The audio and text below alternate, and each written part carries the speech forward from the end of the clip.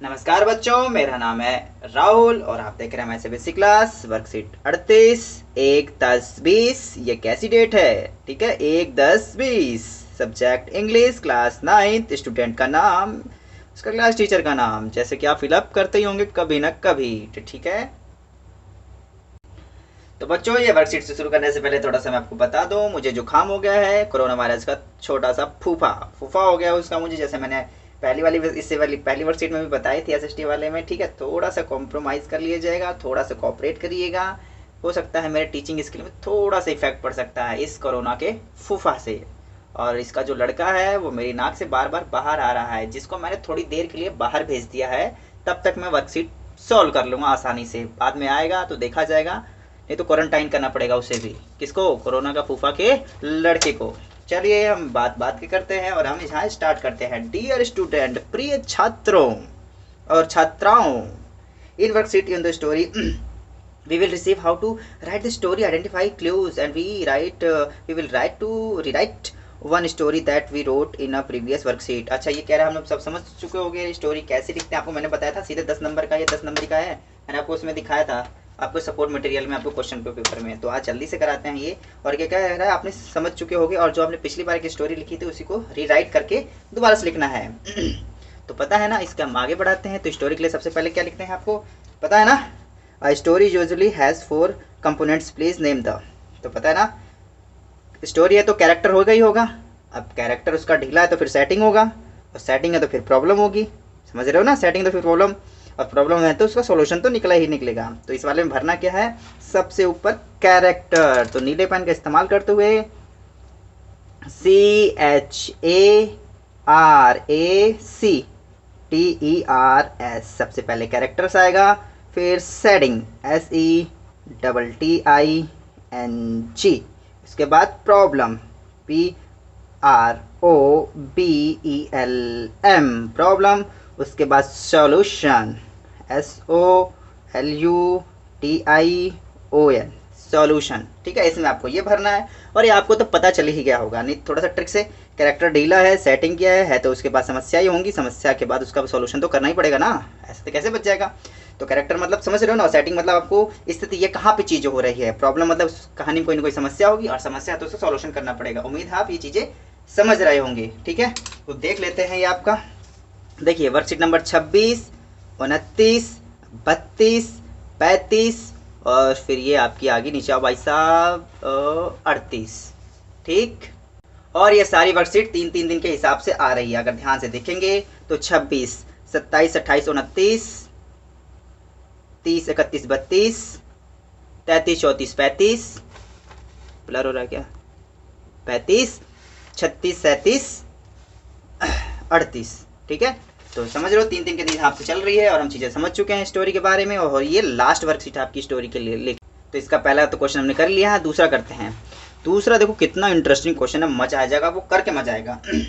We practice write different story, कहीं हम practice कर चुके हैं स्टोरी अलग अलग लिखने के बारे में। वन वाज अबाउट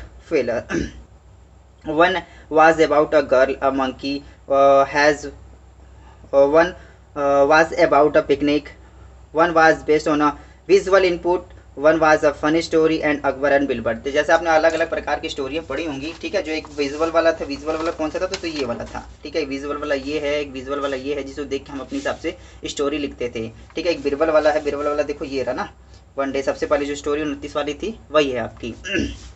तो अब की बार क्या कह रहा है, कई प्रकार की अलग अलग कहानियाँ होती हैं, आपको कैसी कहानियाँ पसंद है कैसी नहीं है उसके बारे में आपको पूछेगा। Given below the statements with the 2 choice, यहाँ पे 2 चॉइस दिए गए हैं। Write one which you focus more on, so what you may try to focus on other elements as well. मतलब यहाँ पे कुछ नीचे 2 कैरेक्टर्स दिए गए हैं, 2 ऑप्शन दिए गए हैं, या 2 से अधिक भी हैं, तो उसमें से आपको एक चूज करना है। आप कोई से भी चूज कर सकते हैं, आपकी स्टोरी आपके हिसाब से हो सकती है। आई लाइक स्टोरी, मुझे स्टोरी पसंद है। Based on visual effect, writing prompts, help box है। ठीक है, थोड़ा खिचखिच हो रही है, विश्वास नहीं मानोगे, एकदम सर भारी भारी है, एकदम से नीचे सर झुकाए नहीं जा रहा, लेकिन क्या करें, करना तो पड़ेगा ना। काफ़ी बच्चे मेरे वर्कशीट का वेट करते हैं, तो अपनी समस्याओं को दरकिनार करते हुए आपकी समस्याओं को सॉल्व करते हैं। तो सबसे अच्छा मैंने आपको पहले बताया था, मुझे प्रोम्पेट्स जो हेल्प बुक्स होती है, जो हेल्प बॉक्स होते हैं, उससे काफ़ी मदद मिल जाती है। उससे मतलब इससे क्या होता है, काफ़ी हद तक हम स्टोरी को जल्दी से क्रिएट कर लेते हैं, जैसे ये इसे कहते हैं। और दूसरा ये क्या है, विजुअल इफेक्ट। इससे तो इसे थोड़ा सा सोचना पड़ता है, ठीक है। और इस सवाल में क्या है, पेपर में जल्दी से आसानी से एक आइडिया मिल जाता है और जल्दी से इसे हम सॉल्व कर लेते हैं, ठीक है। इसमें ये बताने की कोशिश कर रहा है, तो इसमें कौन सा अच्छा है, आप यहाँ टिक कर सकते हैं। इसे लिखना है और इस प्रकार टिक करना है, यही है इसका आंसर, ठीक है। पहले वाले ऐसे बनाना है, ये हो गया पहले का आंसर। फिर ये आपको दूसरे में दूसरे में इस प्रकार से टिक करना है, ठीक है।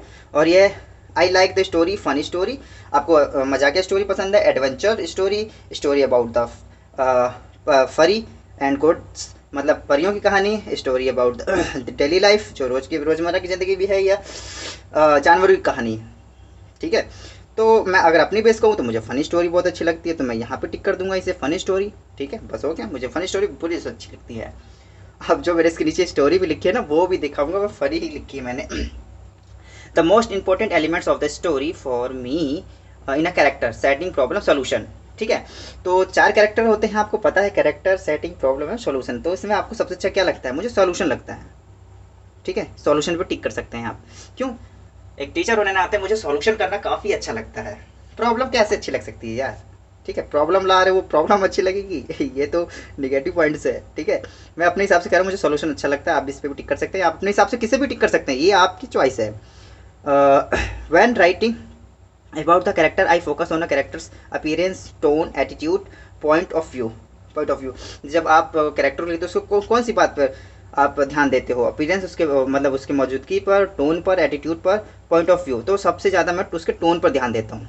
मुझे पता है बंदा कैसे बोल रहा है, ठीक है, मुझे टोन बहुत पसंद है, ठीक है। देखो कई बच्चे मुझे मैसेज करते हैं, ठीक है, वो किस टोन में कह रहा है मुझे पता नहीं चलता, ठीक है। तो मुझे लेकिन टोन मुझे सुनना काफ़ी अच्छा लगता है, किस टोन वो कहना चाहते हैं। कई बच्चे मुझे टेलीग्राम पर वॉइस SMS करते हैं, तो समझ में भी आता है वो कि हाँ यार प्यार से बंदा हाँ बोल रहा है, कोई व्यक्ति आराम से बोल रहा है, कैसे बोल रहा है, तो सुनने से काफ़ी मज़ा आता है। तो मुझे इसमें टोन अच्छा लगता है। किसी को एटीट्यूड भी अच्छा लग सकता है, एटीट्यूड लिखते हैं ना लोग, स्टेटस लगाते हैं एटीट्यूड, तुम्हारे जैसा कोई नहीं, हमरे जैसा कोई नहीं, attitude. 5 when describe on setting, जब आप सेटिंग को डिस्क्राइब करते हैं, I focus on describing surrounding, describing people, describing culture. तो आप जब डिस्क्राइब करते हो सेटिंग के आसपास की जगह, तो किसको डिस्क्राइब करते हो, तो मैं सराउंडिंग, उसके चारों तरफ के बारे में पहले बात करता हूँ, वहाँ पे कैसे होता है कैसे नहीं होता। Describing the surrounding, sorry.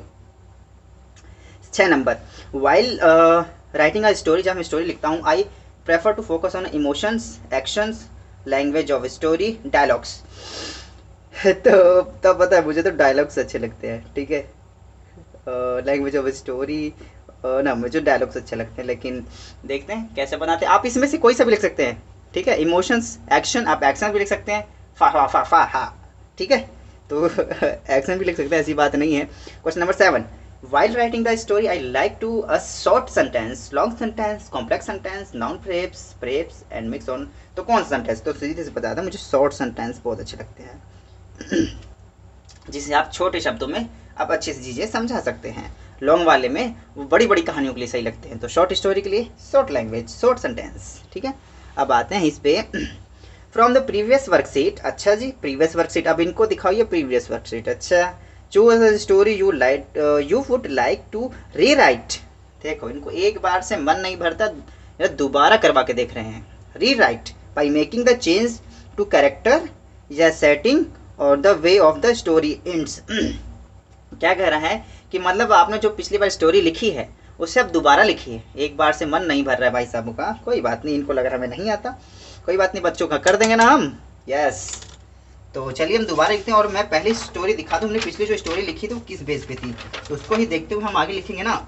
देखो जो वर्कशीट 32 की स्टोरी थी आपकी, ठीक है, ये वाली स्टोरी देख रहे हो, इसको मैंने जो लिखा था यहाँ पे फटाक से दिखाते हैं।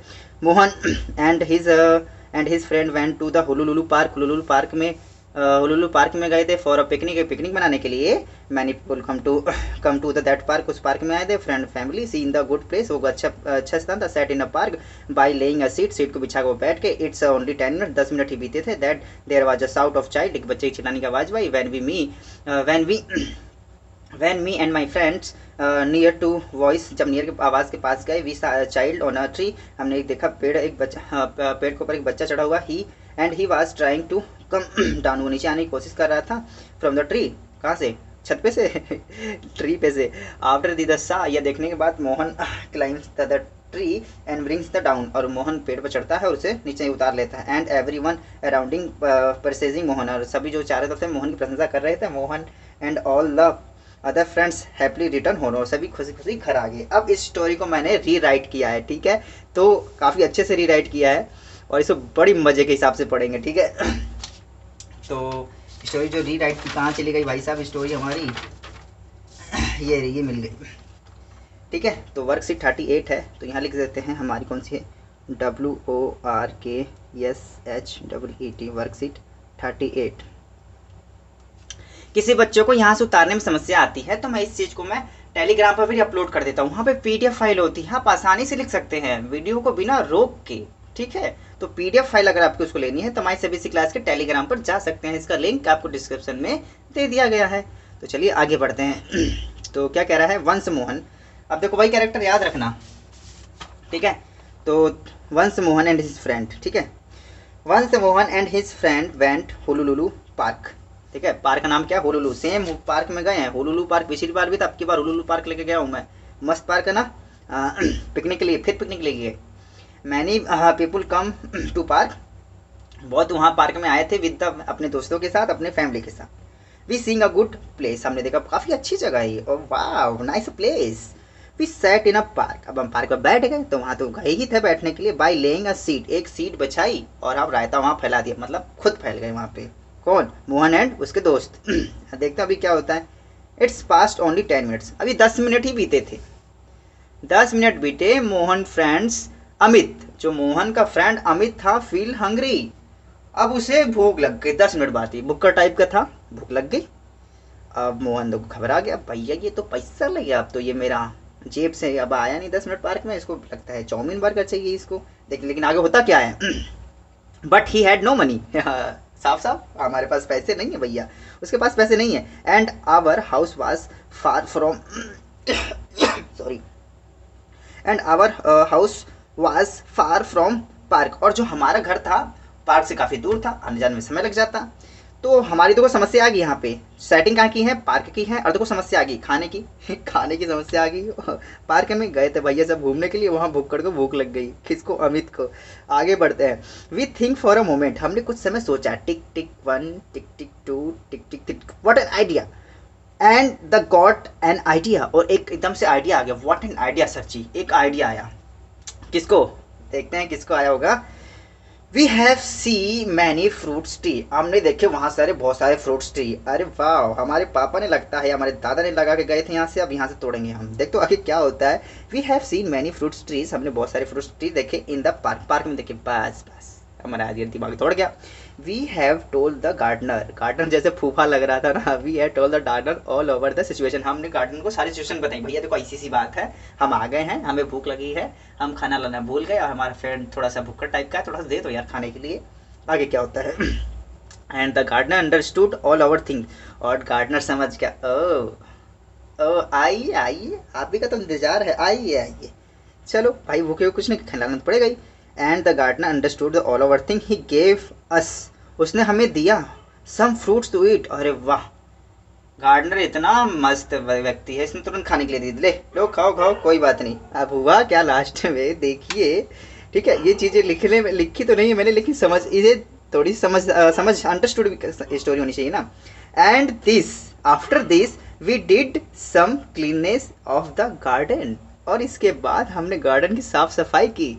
अब ये गैस करके आगे लगा स्टोरी आपको समझ में आ रही हो तो गैस करके बताइएगा कि ये क्या उसने बाउंडेशन रखी थी कि तो आप गार्डनर साफ करेंगे तभी आपको फ्रूट्स मिलेंगे, या इन्होंने खुशी खुशी साफ किया था, ठीक है। तो उन्होंने साफ कराया, बंदे ने पार्क साफ करवाया। आफ्टर दिस, आफ्टर खाने के बाद, कहने का मतलब we did some cleanness of the garden, garden ने साफ सफाई की।